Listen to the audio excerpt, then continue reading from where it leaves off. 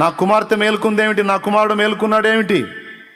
ఏమడుగుతావు? మోకాళ్ళుని నీ శక్తిని దింపు ప్రభువా, నీ ప్రభావాన్ని చూపు ప్రభువా, నీ బలాన్ని ఇవ్వు ప్రభువా. సాతాను కార్యాలు అడ్డుపడాలి ప్రభువా, అడ్డగించబడాలి ప్రభువా. నీ శక్తి ఏమిటో నా కుటుంబం చూడాలి, నీ శక్తి ఏమిటో నా బంధువులు చూడాలి, నీ శక్తి ఏమిటో నా బజార్లో ఉన్న ప్రజలు, నా వీధిలో ఉన్న ప్రజలు, నీ శక్తి ఏమిటో నా సమాజం చూడాలి, నీ శక్తి ఏమిటో నా గ్రామం చూడాలి, నీ శక్తి ఏమిటో నా పట్టణం చూడాలి, నీ శక్తి ఏమిటో నా జిల్లా చూడాలి, నీ శక్తి ఏమిటో నా రాష్ట్రం చూడాలి.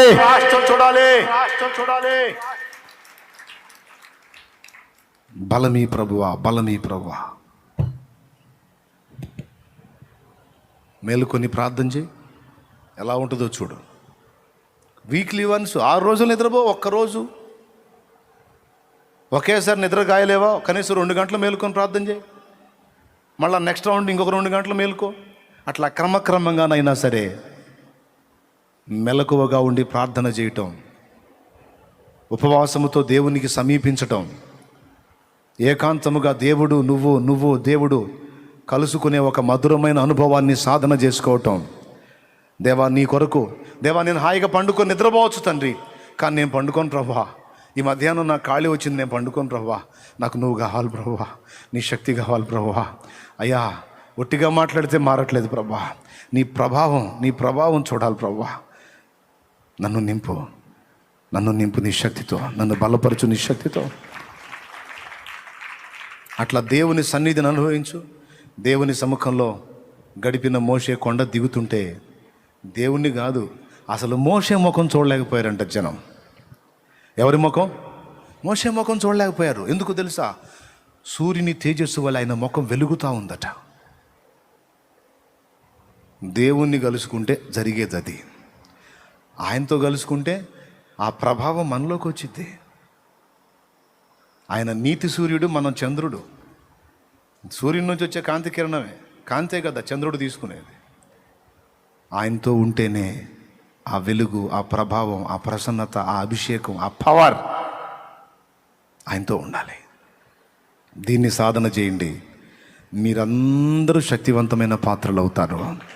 మీరు చేతులుంచినప్పుడు, నేను మీకోసం ప్రార్థన చేయటం కాదు, నేను నీకోసం చేయటం కాదు, నువ్వు చేతులుంచినప్పుడు రోగులు బాగుపడతారు. నువ్వు ప్రభువుని అడిగినప్పుడు ఆమెనంటాడు. ఒక ఊరే ఒక స్త్రీకి గౌరవించి లేచి నిలబడే స్థాయికి వచ్చారు అంటే ఎలా వాడుకున్నాడో చూడామని. తను గొప్ప పేరు తెచ్చుకోవటానికి అలా అడగల దేవుణ్ణి. నీ శక్తి ఏమిటో వీళ్ళు ప్రజలు చూసేటట్టు చేయి తండ్రి. అపోస్తలులు కూడా ఘనత కోసం అడగల. ఎట్లా ఉంది దేవుని రాజ్యం? శక్తితో. శక్తి ఎట్లా వస్తుంది? ఎస్, దేవుని సన్నిధిని కనిపెట్టాలి, ప్రభావంతో నింపబడాలి. హల్లెలూయా, హల్లెలూయా, హల్లెలూయా, హల్లెలూయా. దేవుని బలం పొందుకోవాలి. త్వరగా లేచి నిలబడండి.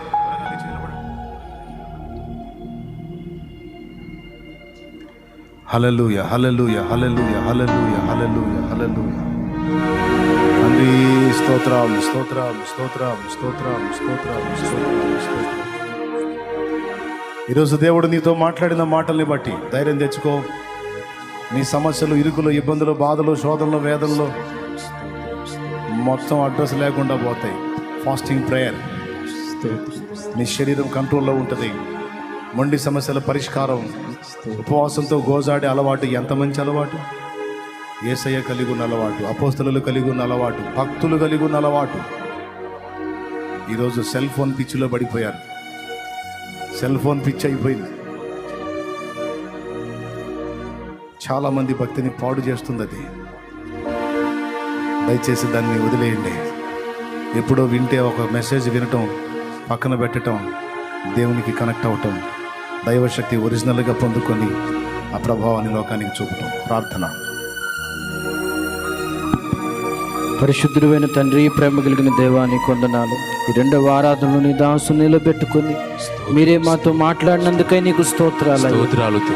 ఈ రాజ్యము మాటలతో కాదు కానీ శక్తితోనే ఉన్నదని మీరు తెలియజేశారు.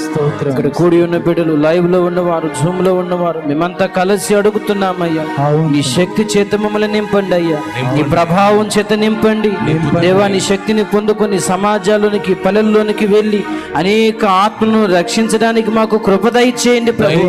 దానికి ఆటంకంగా మాలో ఉన్న ప్రతి బలహీనతలు తొలగించండి అయ్యా. ఉపవాసం ఉండి నీ సన్నిధిలో ప్రార్థించే కృపను దయచేయండి. రాత్రి కాలపు వేళనైనా మెలకువగా ఉండి నీ సన్నిధిలో విజ్ఞాపన చేసి నీ బలము చేత నింపబడే కృప మా అందరికీ దయచేయండి అయ్యా. ప్రభావము చేత నింపబడాలయ్యా. నీవు ఎలాగైతే తండ్రి దగ్గరికి వెళ్ళి ప్రభావం చేత నింపబడ్డావో, అనేక మందిని స్వస్థపరిచావో, అదే శక్తిని, అదే ప్రభావాన్ని మాకు కూడా అనుగ్రహించమని ప్రార్థన చేస్తున్నాం. భక్తులు పొందుకున్న అభిషేకమును మాకు కూడా దయచేయండి. గొప్ప ఉజ్జీవాన్ని మాకు అనుగ్రహించమని నీకే వందనాలు, స్తోత్రాలు చెల్లిస్తూ యేసుక్రీస్తు నామములోనే ప్రార్థించి స్తుతించి అడిగి వేడుకొనుచున్నాము తండ్రి. ఆమేన్, ఆమేన్, ఆమేన్. నీ బిడ్డకి చెప్పగలగాలి ధైర్యంగా ఉండు, నేను నీ కోసం ఫాస్టింగ్ ఉండి ప్రార్థన చేస్తా, విజయం నీదే అని. రోగులైన నీ వారికి చెప్పాలి, నేను నీ కోసం ఫాస్టింగ్ ఉండి ప్రేయర్ చేస్తాను, నా దేవుడు నిన్ను స్వస్థపరుస్తాడు అని. శ్రమానుభవం, త్యాగం, కష్టపడాలి. సుఖానుభవాన్ని మెయింటైన్ చేస్తూ దైవశక్తి అంటే ఎట్లా వస్తుంది?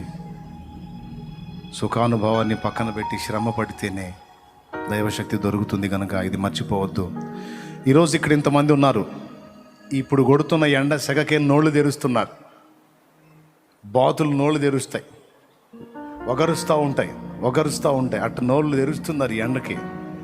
ఈ ఎండకే గందరగోళం అయితే రేపు అగ్ని ఆరని, పురుగు చావని ఘోరమైన నరకంలో ఎలా భరిస్తారు? ఆ నరకం నుంచి నిన్ను కాపాడటానికి నజరేయుడు యేసు కలవరి శిలువలో నీ కోసం ప్రాణం పెట్టాడు.